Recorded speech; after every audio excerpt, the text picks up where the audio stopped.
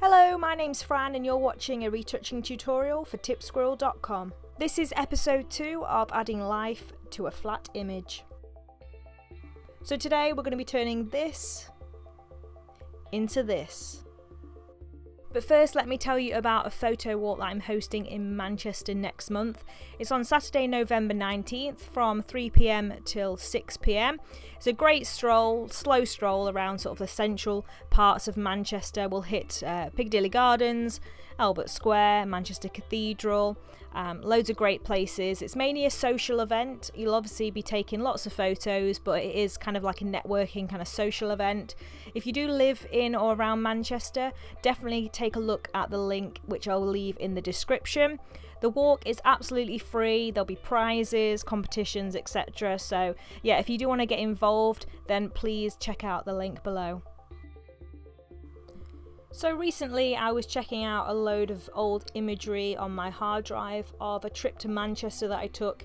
It was actually 2008, the folder says 2009, but it was actually 2008, so nearly 10 years ago.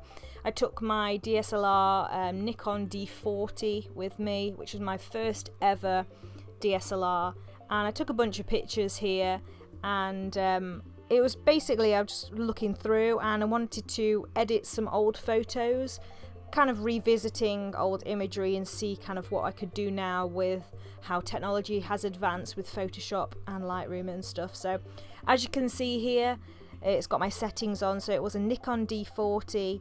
I used a kit lens, which was the 18 to 55mm kit lens, and then there's some settings there, but I took the camera out with a tripod and took some nighttime photography of Manchester. So I thought these images would make for a great episode 2 of adding life to a flat image. So I'm just going to take this image here of the Hilton Hotel and see what we can do with it. So I'm going to duplicate my background layer, then go to filter and camera raw filter. I'm going to use these sliders to tweak the image to how I see fit. So I'm going to correct the lens here, so I'm just going to go on auto, see what that does for me, and that's pretty good. I'm not really concerned about all the junk that's at the bottom. It's mainly the tower that I'm interested in, so I'm not too fussed with the lens correction for any of the other sections at the bottom here.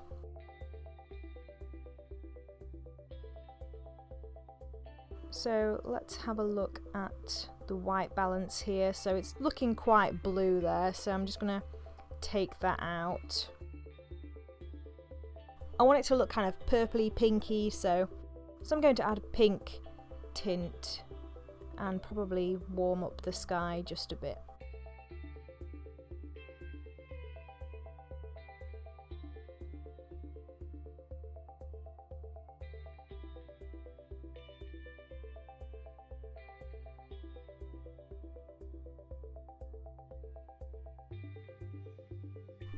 So I'm going to bring down the exposure because obviously it was nighttime when I shot this, so I want to make it more nighttime-esque. I'm going to bring the contrast up as well here. I love adding contrast to my images. I'm going to bring down the highlights at this point just so I can see more detail in the lights in the window. I want this to be sort of a HDR image, so I'll bring up the shadows. I really want to make those clouds even more dramatic, so I'm going to bump up the white points here and open up the blacks as well. Just going to tweak this a little bit. I'm going to add in a lot of clarity. I love clarity in my images, especially anything with a building. It looks really, really great. So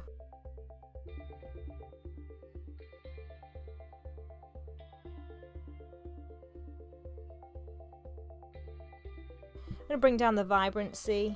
I think the clouds are a little too purple maybe. But I'm just going to bring down the vibrance here. I'm going to open up the whites a little bit more. I love how dramatic the clouds are, so I'm just going to add some of that. Let's add some noise reduction here. Now the image was shot with the D40 using a JPEG, so there's not a lot of information compared to like a RAW file, so there's a lot of noise in there. So I'm just going to brighten up the areas that I think need it. So I'm going to boost up the red and the blue for the lights. There's some cyan and aqua in the lights within the tower, so I'm going to push that all the way down. I don't want to see those. And I'm just going to warm up the clouds a little bit here.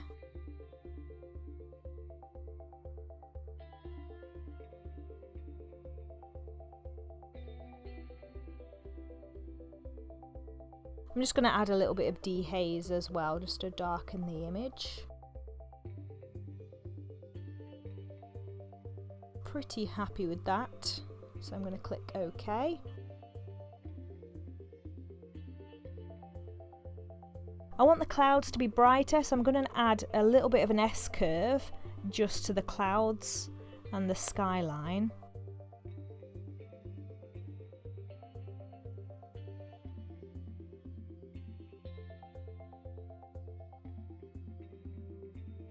So as I want to just add it to the clouds, we're going to invert that mask and then paint on the clouds with a white brush. I'm going to build up my painting here, so I'm only going to start quite low opacity, and then if I need it I can bump up the opacity as I go.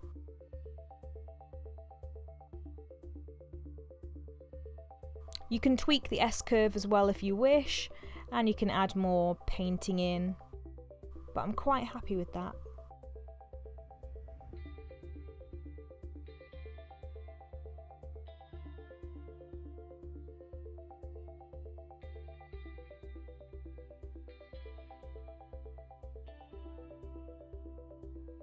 I'm going to add a high pass layer, so I'm going to duplicate that layer, filter other, and then high pass.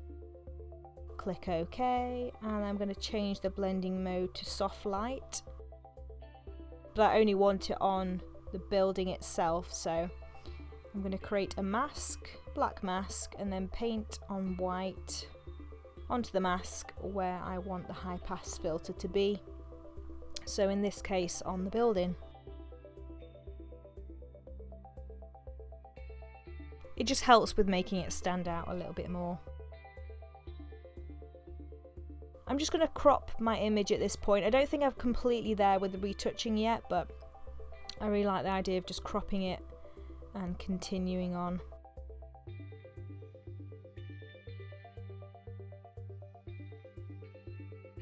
Quite like the idea of it being pushed to the left side.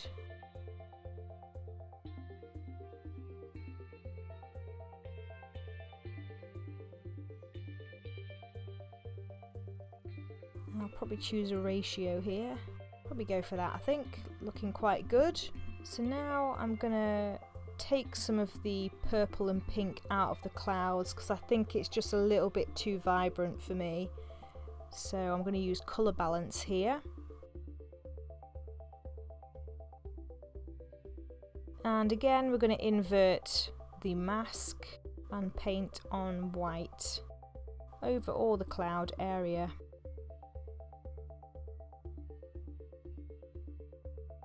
So I do think that looks a lot better.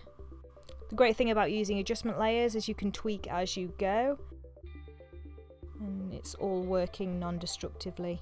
I'm going to take down the vibrance as well. I think it's just a little bit too bright on the background.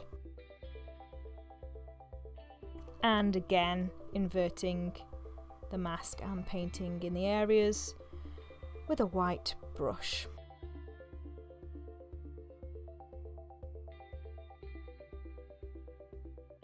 I'm really happy with that. As you can see, before and after, it creates a really dramatic effect. The before image was very flat, very dull, very yellow in tone, and we've created a better, more dramatic image.